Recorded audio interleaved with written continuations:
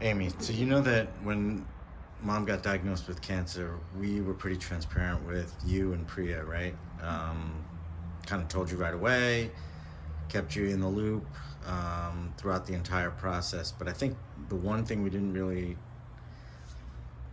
have those conversations where you kind of shared back with us what was going through your mind. Can you talk to us about that and kind of share what was going through your mind, right? Like when she got diagnosed, through her treatments, the genetic testing. Yeah. To this day, I remember everything I did, like throughout the whole day, to coming home and being told that mom has cancer.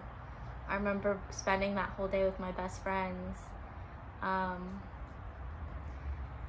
I remember the next day or going back to school and telling my closest friends. I remember falling apart in my chorus teacher's arms, um, telling her that I know this is hard. telling her that mom had cancer.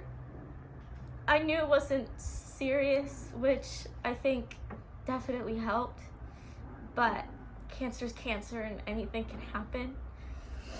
Um, I knew, um, I knew that I had me for myself. I had a support system, and I knew mom had a great support system.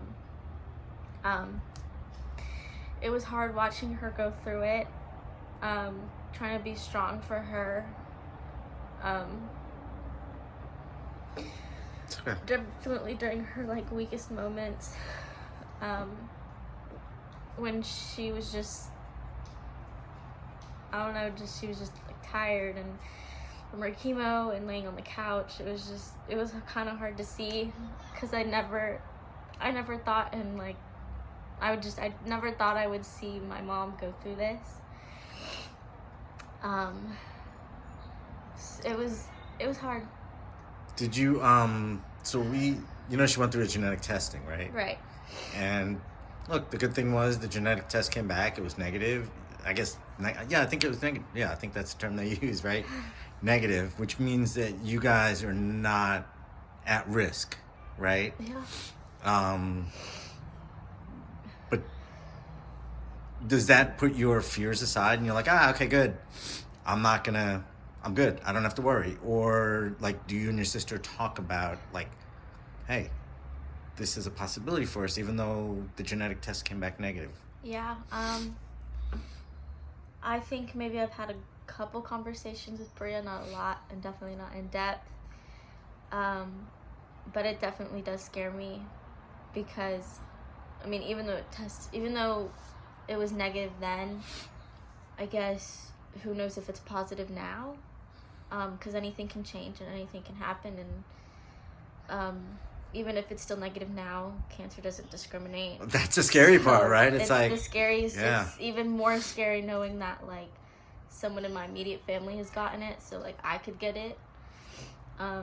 So definitely never put my fears aside. Of course, now I have to get tested, starting earlier, which I will do as much as it might terrify me to find out. But you have to, right? What the results will be. I think that's the most important thing is just getting tested and making sure you go see your doctor, because you could find out years down the line that you've had it, and it could be at your latest stage. Are you able to, I mean, I know it's hard, right? But are you able to kind of put the cancer fears aside and live your life day to day without really worrying too much, Right. right? Because I mean, we do have to move forward, right? Yeah. Yeah, we only live once. And I mean, be honest, right? If you think about it, I want to yeah. know, or people, Yeah.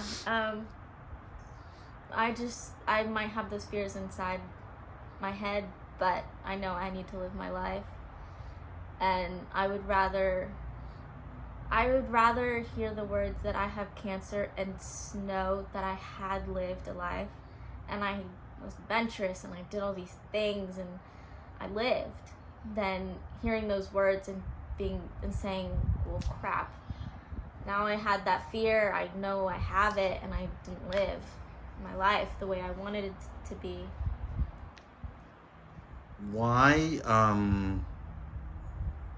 listen, you've been involved with the community pretty much since you were a baby. I mean, we threw you in the stroller and kind of had you doing walks and stuff, right? But, you jumped in right away too, right? On where you could. So, for example, you ran as a Student of the Year candidate, right? You were nominated and you ran as a Student of the Year candidate. You've participated in Light the Night. I mean, you've gotten very involved, and you continue to stay involved. And particularly with LLS, right? Mm-hmm. Why LLS, right? I mean, we could have gotten involved with Susan Komen, but why is it all in on LLS? LLS just kind of, they have a sense of family. And I think that is super important, especially when you're going through the things that you're going through. It's just always nice to have that sense of family and friends. So it's like, sure, all the money that they raise, it goes to, like, beyond blood cancer. It goes beyond just trying to fight blood cancer and come up with cures. I mean, they want their patients to have that support, and I think that's one of their other, top, it's part of their mission. They want their... You mean like the patient support and the advocacy and that kind of stuff? Yeah, advocacy and the awareness. It's more than just, hey, help me raise money to, fight blood cancer and help create new cures for all these different cancers. It's like, hey, help us raise money so we can give these patients the support that they need. If they're alone, or even if they already have that family, they have LLS as kind of like second family.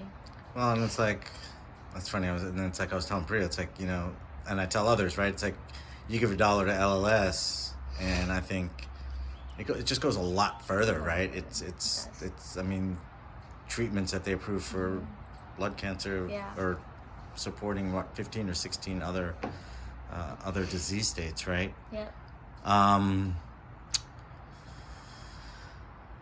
What else can you share with us? What other thoughts do you have? I mean, it's Mother's Day. I mean, do you have any special Mother's Day message? I'm very lucky to have my mom still in my life. Because like I said, cancer can take any direction. Anything can happen. And I feel so incredibly lucky and grateful to have one, the mother that I have, and two, the fact that she's still here. Because I just don't know what I'd do without her. She's like my best friend. Thank you for being so vulnerable, Aimee. Of course.